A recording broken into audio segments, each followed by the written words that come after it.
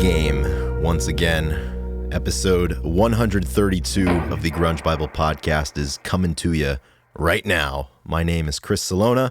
I'm joined by the another year older Ethan Shalloway here on the Grunge Bible podcast. How we doing, Ethan? Also, happy birthday, man. We did it. We're here. Thank you, Chris. Happy birthday to you as well. I was just thinking, because you've sent this a few times to me in the last couple of weeks, like, you know, if we were closing pitchers in the ninth, and I feel like I feel like our intro, that right now, that's our intro song, obviously. Yeah. And so they called us in, and we're coming in to do a podcast to get it done. Slam the door shut in the ninth, strike out the side. Exactly. And as we've talked about, it's finally here. Well, you know, the episode comes out on the 2nd. October 2nd, yeah. But we're recording. We decided to record on our birthday because, yeah, you know, why not? And I thought about it, and like, obviously, me and you share the same birthday, and we have our whole lives, and it's an incredible gift. You know, it's so cool, and we talk about this every year. It's so cool that we share a birthday. We run this page together, and the fact that we're doing this podcast on a birthday is actually really cool, and I'm glad we're doing it because we're instantly starting our day with interacting with each other. You got to have some good conversation about music, and it just feels right. You know. Because, like, you know, people, you know, send you birthday wishes and stuff, obviously, throughout the day, and that's really nice. But it's really cool that, like, you know, we're on the same path, and like you're you know, probably gonna do something special today, and like so am I, and it's like, you know, it's really cool, you know. Yeah, I mean, it really is as simple as that. Yeah, it totally is, and especially too. Last year we were lucky; we were able to spend our birthday in the same place.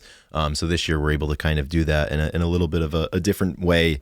Recording here today on September 28th, not the same place. Mentally, we're in the same place because what we see is unreal. But you know, we're crawling back to the starting line together. But you turned 29 today, and I turned 27. Yeah, kind of wild. In the words of Petey, 27 club, and I'm still fucking breathing. Yep. I'm not hyperventilating in a building full of people yet, though. Yes, that comes later. Chris, do you feel old? I was thinking about this. Yeah, I think I do.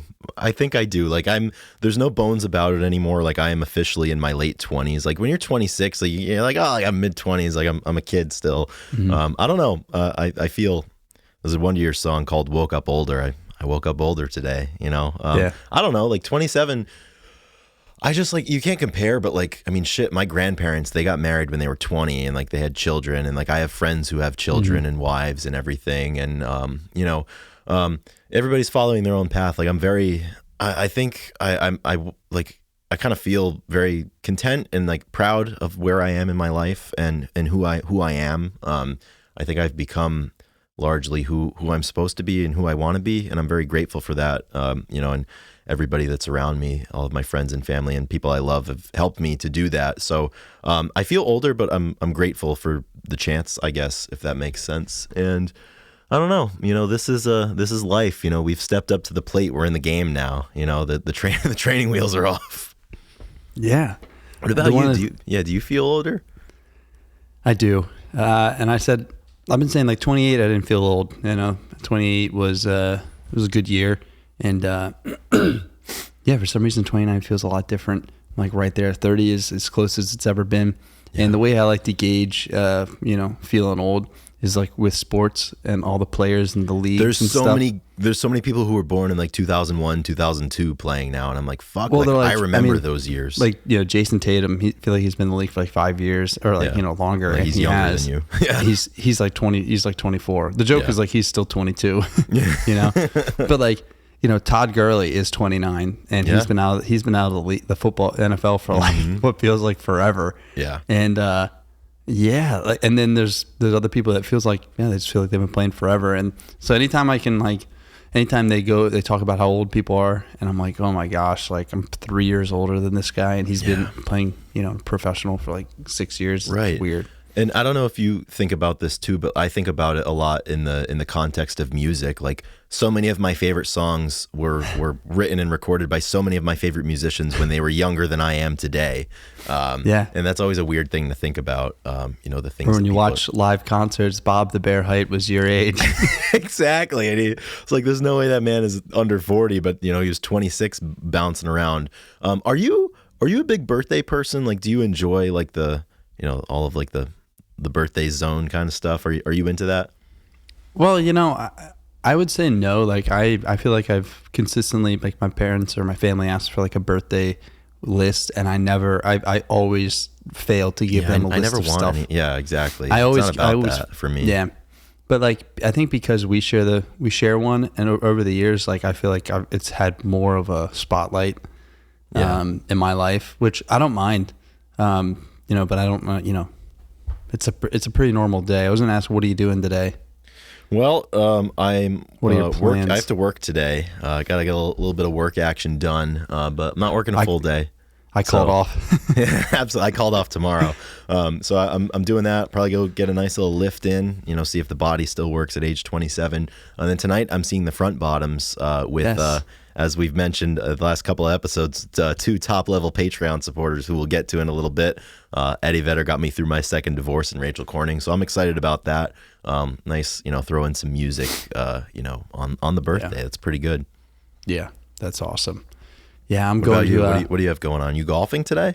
Yes, I'm golfing with my buddy Adam and Chris, and then my brother Quinn. And then we're going to go back to Quinn's house and get some food and have the family over and watch some football. So yeah, pretty solid day. Everything that I like to do, spending time with family. So I'm still here in PA, and yeah, that's awesome. So, yeah, I'm not the biggest birthday person in terms of like, oh my God, like it's this monumental thing, but like, I don't know. It is a good point to kind of look back, and you have to break down your life some way. But like I've had a few pretty good years the last like 2 or 3 years, and I'm really grateful for that. So it's kind of good to take stock a little bit. And 26 was a really solid year for me. A lot of fun, did a lot of cool stuff, and spent time with a lot of really important people and whatnot. So I'm hoping 27 and 29 for you are just as good. Yeah, it's always a good time to reflect. Yeah. So if you're listening and you're like, dang, I missed out on giving these guys a birthday gift, you still can, because no better time than to become a Patreon supporter and join the legion of people that give us a few bucks a month to keep this thing running. Every little bit helps. If you're liking, following, commenting, whatever, but then you can take the next step, become a $2, $5, or $10 patron, and like we like to say, get some skin in the game. So please consider that, and you can put happy birthday, and we'll give you a nice shout out, because 100%. Then we know that you are a man or woman of action, which is what we're looking for. Yeah, we love people that put their money where their mouth is, or put more specifically speaking, put their money into our account. Exactly. It's important. Exactly. So that's the thing. So I'm about to thank our top level supporters as we do each week, but more so than that. So we've got, I think, about 25 top level supporters, but total we have 52 people that support us on Patreon. Yeah. So any part of the any part of the structure that you're at, it's very helpful. It means a lot to us. We're very gracious for that.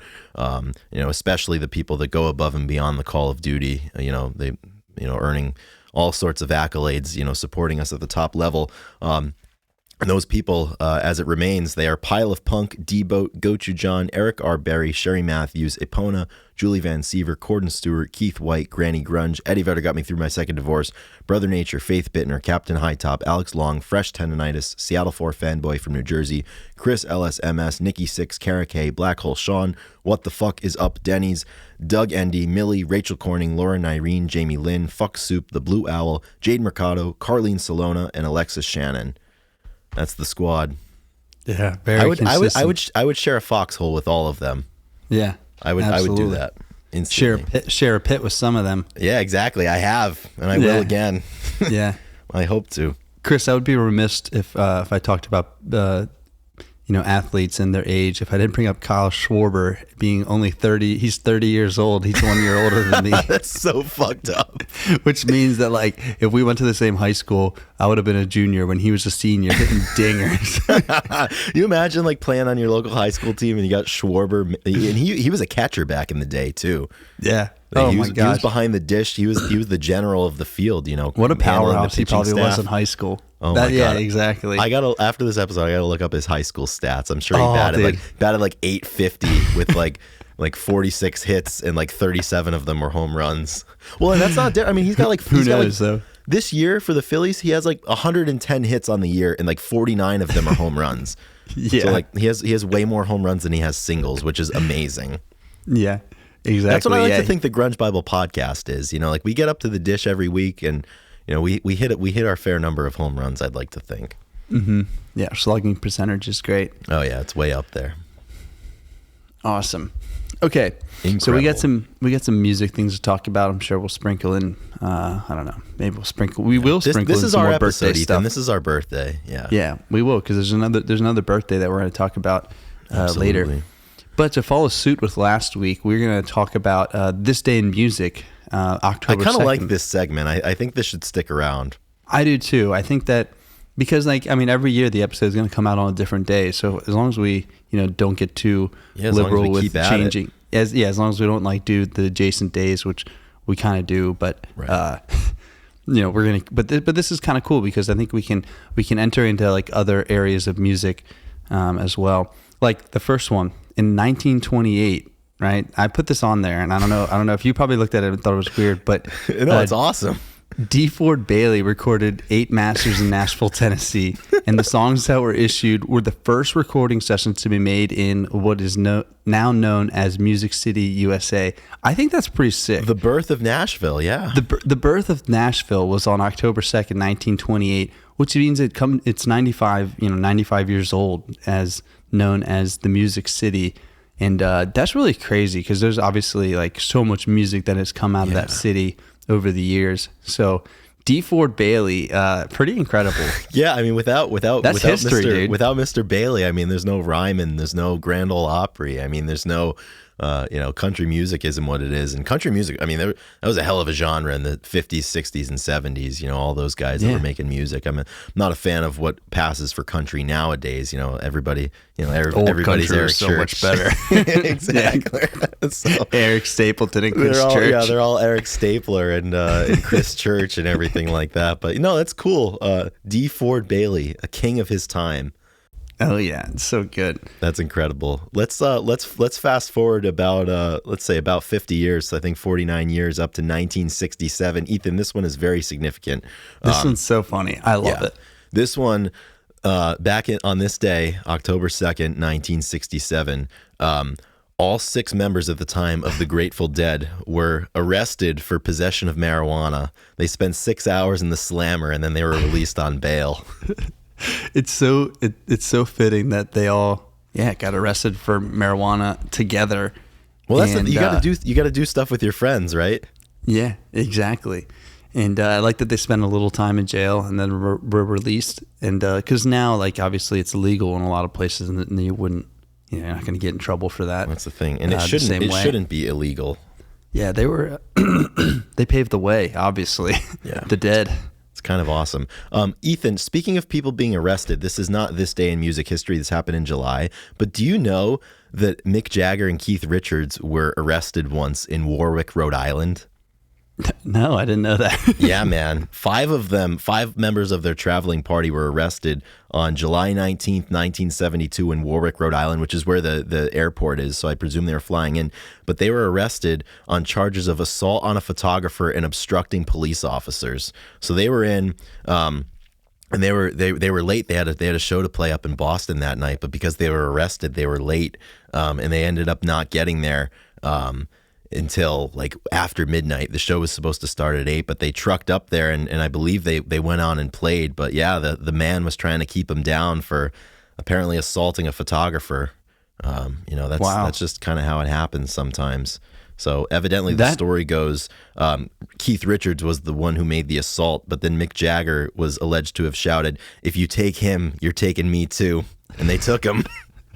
Holy cow, dude. That's so random. What made you, where did you see that? What made you say that? It's a significant part of Rhode Island lore. I mean, there's not there's not a ton musically in Rhode Island, but I mean, how cool is that they got arrested? I don't condone the assaulting the photographer. He didn't deserve it. And I don't think no one deserves to be assaulted, but they made it up to obstructing Boston. A police officer. Yeah. They started. So listen to this. So they were supposed to play at 8. They didn't get on stage until 12:45. But everybody stayed at the venue, and they played for 15,000 people, and they played until 2 a.m. That is pretty crazy. Would you stay an extra 4 hours to see a band? I mean, it's the Stones in '72. I mean, I think I would. I got nowhere else to be. What do I have to be up in the morning for, right? Would that be the equivalent of like Taylor Swift, like delaying for like 4 or 5 hours? I guess, right? Yeah. It's kind of awesome though. They went up there, and I guess Jagger was on stage, and he remarked at the Boston show, he's like this place is a hell of a lot better than Warwick. So Warwick, Rhode Island's claim to fame. That's where I went to high school. I went to high school in Warwick. That's sweet. Yeah, that's kind of good. Awesome. All right, moving to 1976, October 2nd. John Belushi came out on stage with Joe Cocker while he was performing on Saturday Night Live, and Big Joe Cocker, the man. Yeah, you love this video, right? Yeah, so evidently John Belushi used to do like a Joe Cocker impersonation because I think you've seen videos of Joe Cocker singing, and like he doesn't play any instruments, but he's gyrating all the time and like playing air guitar with his hands, and he gets really into it. I think he was on a lot of drugs at the time, but anyways, early Saturday Night Live, John Belushi dropped in on Joe Cocker when he was performing, and they kind of had a nice little bit there. It was really funny, and I'm a huge fan of Joe Cocker. Joe, the big cock. I'm a huge fan. So that's pretty awesome. I mean, he sang the best version of "Feeling All Right." I mean, of notable fame in the movie Flight, which we hold near and dear to our hearts. So, oh my gosh, it's a very significant one. And then lastly, we move up to the new millennium in the year 2000. On October 2nd, 2000, Radiohead's album Kid A was released. And Ethan, last week we were talking about the Pixies' Trompe Le Monde a little bit, and we made the remark that a lot of people like the Pixies, but we're not really sure why. I think that remark makes perfect sense for Radiohead. I've never been able to do it.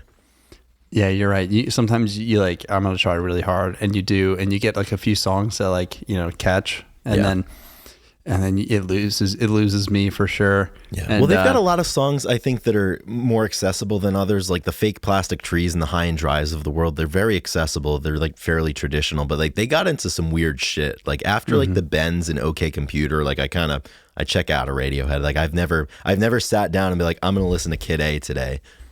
Maybe I'll do it later because it's the anniversary of it. It's turning 23, but outlook not likely if I were to shake my magic 8-ball right now.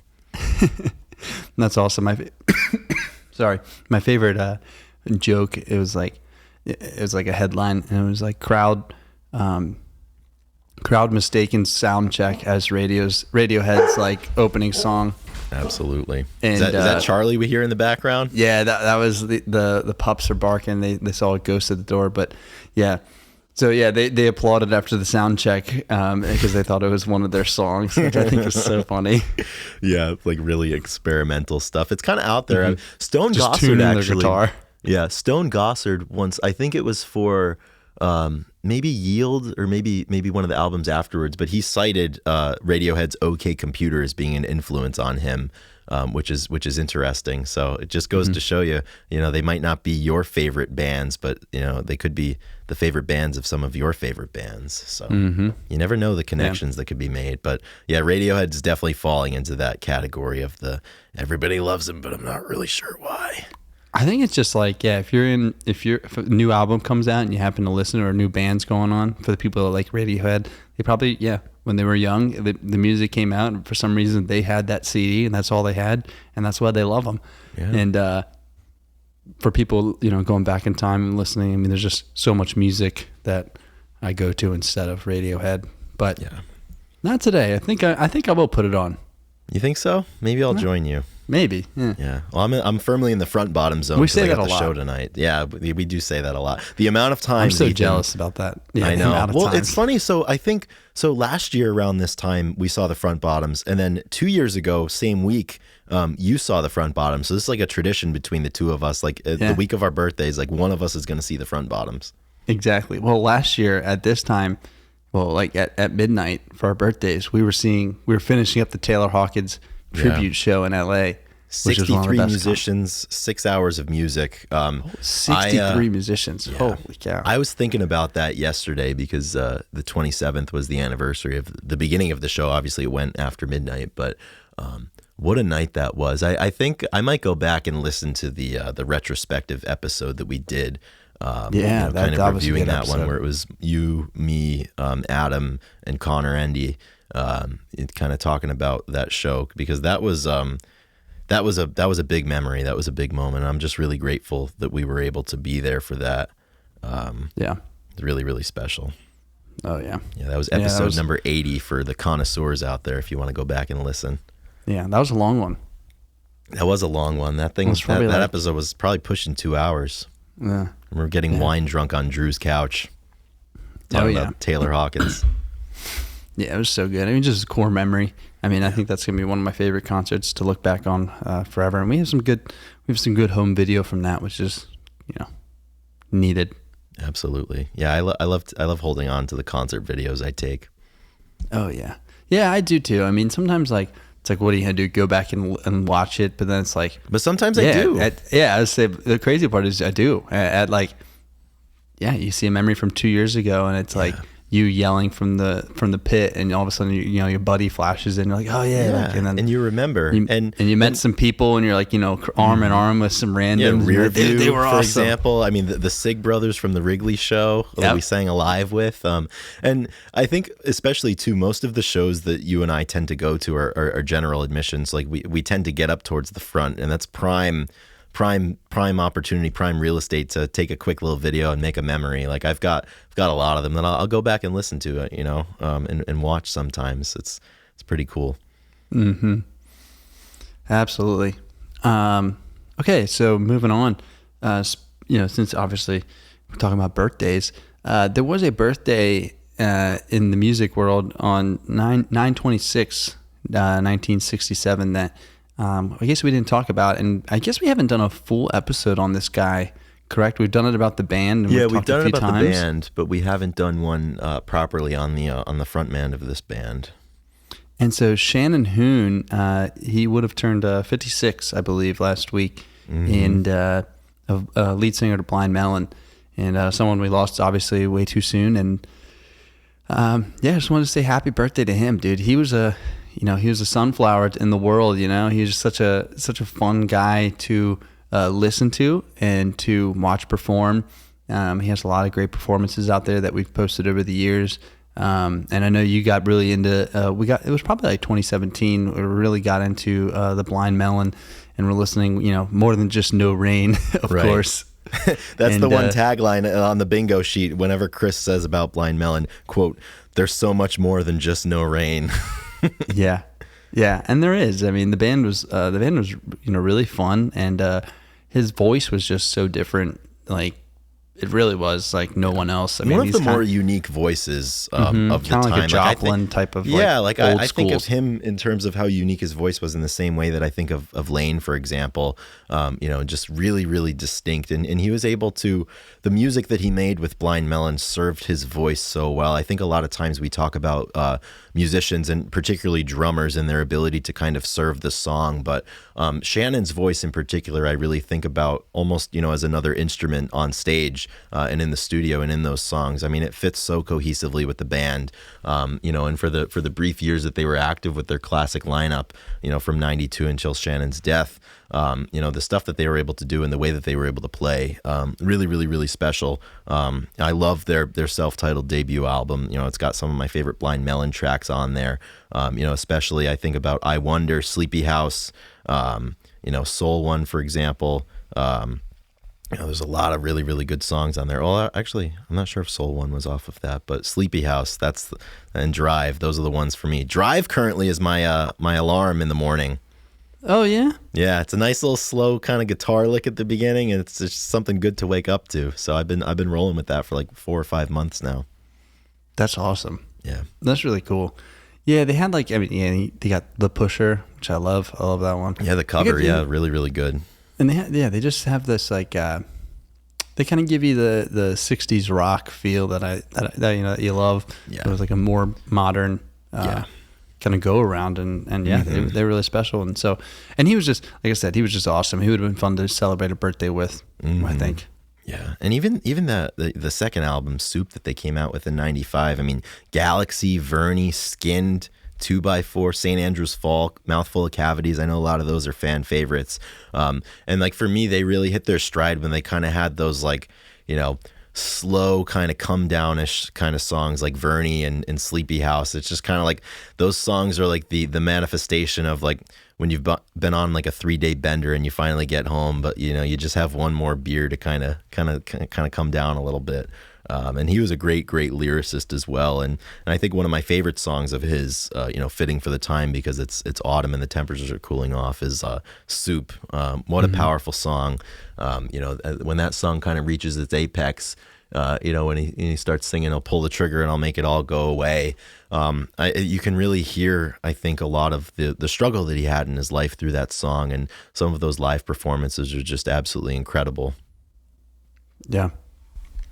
Yeah, absolutely. So I add that to the list of stuff you got to listen to today. Some Shannon Hoon.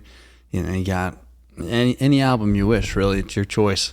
And then of course Kid A and the other song, the other stuff that we talked about. When you can find the tracks that D. Ford Bailey recorded, I'm sure they're out there. But maybe that's what we're gonna do. That's just we just need to do an exclusive episode next week on the 8 tracks of D. Ford Bailey from 1928. Album review, dude. Oh my gosh, that would be awesome. Yeah, I mean, that's something that I would need to get like a historian to talk about. Yeah, we'll bring somebody in from Nashville. Yeah, not us. But we never purport to be historians. Yeah, we just read off of Wikipedia, right, Ethan? Yeah, I think people are mistaken. I think people think that we are, and we're not, because. Well, I mean, our ages disqualify us from being historians. Yeah. Exactly. I mean, shit. We started this page when I was 19 and you were 21. You don't know anything about the world, when you're 19 and 21, although you think you do. And but now we're 27 and 29. But Ethan, I was thinking about this the other day. Like, how on like Lithium, on Sirius XM and whatnot, and all these different publications, like there's people now who are in their 50s and 60s that are like the 90s grunge and alternative people, like the Matt Pinfields, the Cat Corbett's of the world. Like, Ethan, if we do this long enough, there's gonna come a time that like they're gonna get older. We'll step into the void there a little bit. Like there's an alternate reality. There's a future track for us out there where like if we keep this shit up for the next like 20 years, like it could be us. And we're talking about the Front Bottoms and the Wonder Years, and like we were the ones there at the floor, like, and having the interactions with Petey and with the bands and stuff. Yeah, I'm assuming that would be that would be where we. Yeah, we'll put grunge to bed. We'll blow out the candle on grunge. Yeah, probably. Anything else? Anything else you have to say about Shannon or the? No, and I think I've exhausted all of my thoughts on D. Ford Bailey as well. Yeah. But Shannon Hoon. I think somebody kind of weirdly, I don't know why, but I kind of think of Shannon and Blind Melon in the same way that I think of Tom Petty, in the sense that I mentioned this a couple of weeks ago. Like, I love their music, but I don't listen to it as much as I should. But anytime I do, like, it really adds a lot of value, and their music kind of is like, it's like the perfect like soundtrack to your life music. And no better time than on our birthdays to kind of revisit some of those songs that make you think.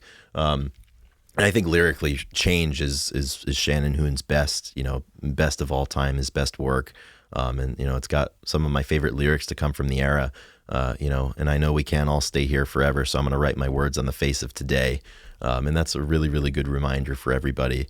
And that's something that, you kind of, when you listen to it, you remember it and you kind of hold it close for a little while. So, and that's the important thing too. Like, on our birthdays, for example, everybody's kind of reaching out and, telling you how much they care about you. But it's cool, to be able to do that at different points throughout the year, not just on holidays or birthdays or different anniversaries and whatnot. So that's something that the last couple of years I've tried to be better about, and I hope I'm doing a good job of, because, at different points in the year, it's important, to compliment people and encourage them and, lift one another up. So I'm glad we seemingly have a platform where we can help do that with different people. And, certainly as friends, I think we're able to do that for one another through all of the seasons of life. Yeah. Yeah. We've been friends for almost 10 years, Ethan. Yeah. Yeah. Kind of wild, man. It is. It really is. Yeah. Time moves on. It's good. I'm glad that the friendship has lasted 10 years. Yeah. That's very cool. Absolutely. Yeah, it's good seeing. I'm seeing all the old friends right now, and it's just, you can't make new old friends. Like, it's kind of scary. I think it kind of scares me moving forward. Sometimes when I meet people, I'm like, can I get I don't want to say can I get as deep, but it's just like, can I spend so much time as to feel the same that I do with you and the other people that have all these like really deep conversations? Of course you can. There's so much time in life, but sometimes it's daunting. Yeah, it really is. And that's something I remember. That's why I don't have a girlfriend. That's why I don't have a girlfriend either. Because I'm scared. Let me tell you, that is the only reason, right? Yeah, that's exactly the only reason. Otherwise, we're very pristine prospects for that. But, that's the one thing that's holding us back. But like the new old friends thing, like I remember, when I left Pittsburgh and I went to Iowa State, like I had incredible friends in Iowa that I met, and that opened their world to me. I entered into a few different friend groups that had, grown up together in the same towns and whatnot, and they were so welcoming of me. But there was just something about that time that we spent in Pittsburgh that, like, those were my old friends, and that one year they became our, my old friends, and, they're special, and it's important to continue to cultivate those relationships as we get older. And I've been reading a lot and seeing a lot, of just, as you get older, like everybody's, the latitude of paths that people are on, gets very, very wide, whereas it's like, we're all in school, or maybe we had some friends that like didn't go to college and like they're starting to work or whatever. But now it's, it's marriage, it's children, it's major life events, people losing their parents, or, if the parents are going through things, they're going through things. They're big events, and, people spread out and you don't see them as much, but it's really important. That's why it's so awesome that you're able to go home for, periods of time throughout the year, and take a break from the javelin and get back to see your family and your friends. And I know Nick just had his wedding, and you get the, all the lads back together once again. And it's important to be intentional about that, I think. And to make those times happen, because it can get really difficult. Just look at you and me. Like sometimes it can be challenging for us to get in the same place, but we do a really good job of it. And it's, and anytime you're able to do that, you walk away from it kind of feeling a renewed sense of who you are. Yeah, we had like we had our big rookie year, I feel like, as friends. And then we had like our sophomore year. Yeah, exactly. Yeah, we had our sophomore slumps. We didn't see each other for years, but then all of a sudden, dude, we came back and we're pouring together. It on a little bit. It's great. Dude, our batting percentage is way up. Like, we won comeback player of the year. Yeah, it used to be like 1 or 2 times, like every 2 years. Now it's like 4. I feel like it's like 4 or 5 times a year now. Yeah. It's easy. Well, there was one. It's year not hard anymore either. Exactly. It felt so hard in the beginning for us, Ethan. Yes, exactly. But there was one time, I think, like around like sophomore, maybe junior year of college, where we didn't see each other at all for like 2 years, except for one morning. I was driving through Philly, and I caught breakfast with you at like 6 a.m. at some diner that was like a repurposed like streetcar or something. I remember. It was like a train station. Yeah, it was pretty awesome. But that's fire. That's the spirit. You got to do that. Like I remember waking up like at the ass crack of dawn, because like you had to be in work at like 7:30 or something. It's like we met up at 5:30, and we were eating amongst all of like the blue collared folks who were getting ready to turn in their 8 hours of hard labor. We're kind of just sitting there talking about old times and talking about the future. So. That's a good memory. You got to do that. But yeah, I'm very happy that we're pouring on the frequency here a little bit, and also like the page and the podcast are really fucking cool too, because no matter where we are, like at least once a week, whether we want to or not, we get to check in. Yeah, and that's what I'm saying. So I'm happy that we were able to do this today. Yeah, It's coming this was out a in the good call second, because but we were going to do this a couple of days ago, but we could have, we could have, but we chose not to, so we could really prepare for this episode. Oh yeah, and as you can see, the episode has gone flawless. Thank you everybody for still listening. Yeah. I think that, we joke. Whatever. I'm not going to go into that, but thank you so much for listening. We got a lot of good stuff coming. We're just grateful. We are really grateful, and it's a lot of fun. And we're going to keep on doing it. We got plenty more. We got a lot of stuff coming up. We just got to get back into, even more of a better rhythm, I guess, in the interview aspect. Oh yeah, we're getting back into the interview zone very soon. We've got a couple of prospects out there that we're working on the logistics with. And I know we say that a lot, but dude, scheduling's tough. Scheduling's really damn hard because it's 3 people, right? And like this sometimes isn't it's our hard job, for us right? too. Yeah, like this isn't our full time. Like people always ask us, like we were just, we were talking with somebody about a partnership that we did recently, and I was on the phone with them, and they're like, "So, like, is this your full time thing?" I'm like, "Hell no, it's not." Like, pay us more money, and it could be, but that starts with you. That's not a me thing. That's a you thing. Yeah, we can make this a full time job, but you guys, I don't think I would ever want it to be like the thing that I do. Yeah, it's fun to have other stuff. Be well rounded and be mysterious. 100%. Very chaos. Yeah, man. So, like Ethan, like you just said, thanks for listening if you're still out there. And as we tend to do, I think it's time to kind of close down with some songs of the week. But before we do that, I would like to thank especially our producer, Drew McFadden. The streak continues. I also think we're looking forward to getting Drew maybe on next week's episode. We're talking about that a little bit, but he'll be back on pretty soon. I always really love those episodes. They're a lot of fun for us. He's he's a funny guy, and he always brings a lot to the table, and especially for the listeners, if you're ever tired of listening to you and me talk, we'll get a third voice in there. Yeah, I'm really excited. It's way overdue that he comes on and we get a Drew McFadden show episode. Absolutely. And most importantly, it means less work for us. Yeah. Ideally, that's the whole plan. We're going to let him run the show. So be on the lookout for that one. Absolutely. So Ethan, songs of the week. Do you have one that you would like to put into the record?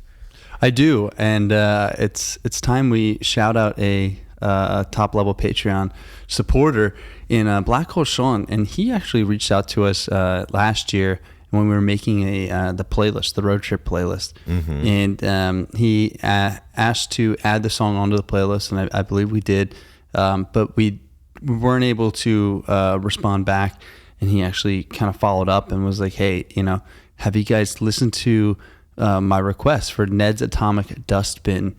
And the song that he requested was Not Sleeping Around. And they're a band that was formed in the UK in 1987 and split up in 95 only to reform and come back in 2008. So they still play. And I was love like, a comeback story like that. That's awesome. Yep. And I was like, you know what? I haven't listened to them. And that's my fault. So what did I do? I was out working with my brother at my brother's house. We were forming some walls for a basement remodel. And I don't know much about, I don't know jack about shit with plumbing and electrical. and Me either. I was fixing an industrial dishwasher. I didn't know what the hell I was doing. Yeah. But I was learning. I was doing my best. And I was like, I got the radio today. So I threw it on and, just a great, pretty, I don't want to say chaotic, but, old school, like 80s rock and roll feel with like some, what's the word that you use all the time? Synthy? Synthy, but shoot, what is it? I could just start giving you like 80s music buzzwords right now. Yeah, that's what I'm looking for. Like The Cure. Pure shit, terrible, hair metal. No, it's like The Cure. Atmospheric? Shoegazy? Yes, shoegazy. Yep, shoegaze, let's go. I love shoegaze. I know you love shoegaze. Bible is back.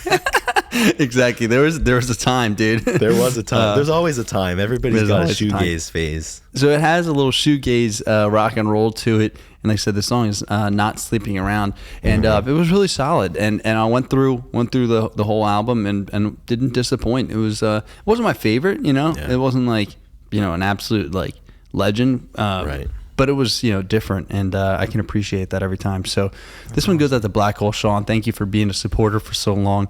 And what do you know? You get an extra shout out. You get your song on the playlist, another playlist. And yeah, dude, it's worth listening. So check it out. Absolutely. Not Sleeping Around. Ned's Atomic Dustbin. What a great name. Ned's Atomic Dustbin. That's pretty damn sick. That's awesome. Yeah, my song of the week, Ethan, is going to be in the same spirit of yours. It's also going to be a shout out to a top level Patreon supporter, and once again, it's a good story of a follow up that we did, and that's the thing. If you send us something, sometimes we don't listen right away, but if you follow up with us, we do and we will. So this one goes out to the mighty Brother Nature, who has been a top level Patreon supporter for a long time, in the same way that Black Hole Sean has been, and in August of 2022. Brother Nature sent us via Instagram direct message a link to a really cool set that one of my favorite bands, School of Fish, did. They played at, I think, Rhino Records in 1991 in California, at a California location. They did a really cool 30-minute acoustic set. And he sent it to us over a year ago, and he was like, "Hey man, I know you like School of Fish, check out this set." And I hadn't seen it before, and I remember watching it for a little bit at the time, and I was like, "Oh shoot, I want to make a post about that because School of Fish, really really awesome band. I think we've talked about before, but I never made a post. But I have this habit, when there's something that I need to post, I don't make a note of it or a calendar event or reminder. I just screenshot it in my phone. But I have 10,000 pictures on my phone, so I lose them very quickly. So I screenshotted it in August of 2022 when he sent it to me, and then 3 times since then when I'm scrolling through my phone, I see it, I'm like, oh shit, it reminds me I got to do it. So I take another screenshot of it. So I did move it to the front. Yeah, exactly, back up to the front of the line, but then it always falls back. So I was looking for a picture to send one of my friends a couple of days ago, and I saw the screenshot. I was like, you know what, I've waited, it's been far too long. Now's the time. So I went back, I watched the acoustic set in full, and I made a post about it, and I told the story that I'm telling now in the post. So this one goes out to Brother Nature, and I would like to select the School of Fish song that is called Wrong, off of their self-titled album. Really, really, really great song. And once again, that's what it's all about. We really love, getting music suggestions or show suggestions, from people that follow this page, because so many people have such good taste and such good memories, and the knowledge levels are so high. So anytime people they choose to share it with us, it's really cool. So I'd like to shout out Brother Nature for bringing that memory back to the fold. And sorry it took 14 months for me to get around to it, but the train pulls into the station eventually. Yeah, it's always on time. It just it depends when. And it gives us a great segment too when people when we can do that and we have a story to go along with it. Yeah, both callbacks, incredible. Yeah, and that was good. I'll just, for everybody listening, I just added both songs to the playlist, so they're there. I try to do it while we're talking about, so I don't forget. But so if you follow the playlist, you get advance notice. You could kind of you get 4 or 5 days. But you could leak it to Pitchfork, and Pitchfork can do an article be like, Grunge Bible episode 133 songs of the week have leaked. Link in bio. That's amazing, dude. If you follow closely, you can get a jump start. Mm. Absolutely. Yeah, those are 2 good tracks, 2 good memories, and tying into the people that support this show. So we kind of, once again, we've covered the bases here on the Grunge Bible podcast. Ethan, happy birthday once again. Thank you, brother. Happy birthday to you. It's fantastic. And as we close out this episode, we have a special outro edition here. So recently, we've partnered with PureSoulPresents to kind of support a really, really cool project that's going on right now. So at this time, I would like to share with you a really, really cool cover of Heart-Shaped Box done by Cassius Clayton. It's coming out on October the 3rd. So if you're listening to this, you either have to wait 1 day or you don't have to wait any days, because this is coming out on the 2nd. So at this time, I would like to share the cover of Heart-Shaped Box by Cassius Clayton, brought to you by Pure Soul Presents. Let's take it away with that. It's a really, really cool cover. It's reimagined a really, really fantastic song that's really important for grunge, obviously. And I love soul music. I was kind of born, my mom's a huge soul fan, so growing up, we listened to a bunch of soul records when it was house cleaning day or whatnot, or just kind of home on Saturdays and Sundays. So this one was really cool. Anytime somebody can take a song that I love and reimagine it in a creative way, and show respect for it, and also showcase their talents, it's really, really cool.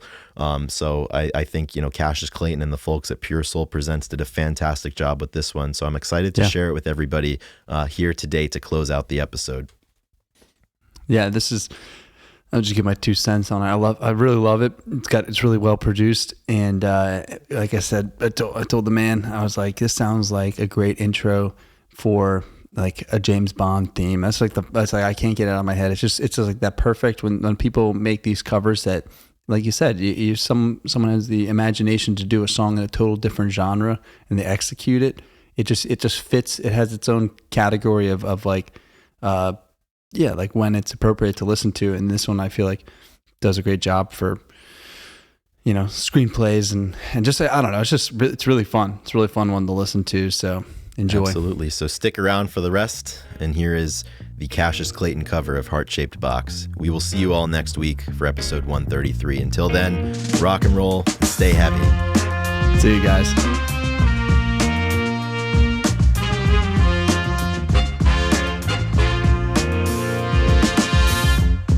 Eyes me like a Pisces when I am weak.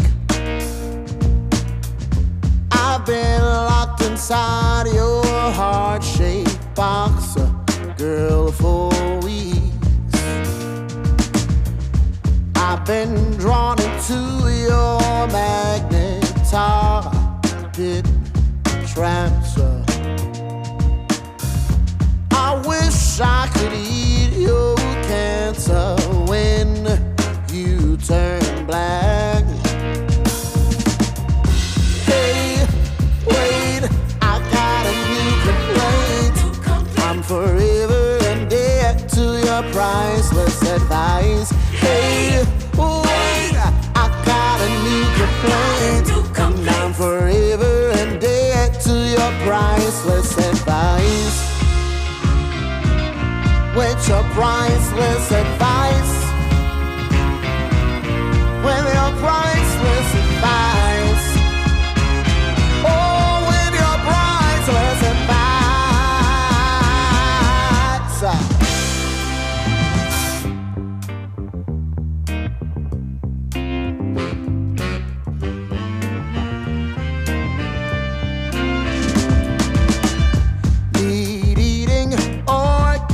Forgive no one just yet. No one just yet. Cut myself on an angel hair and a baby's breath. Like a itty bitty baby. Broken hymen of your highness, I'm left black. Like it's night, right? Throw down your unbiblical noose so I can climb right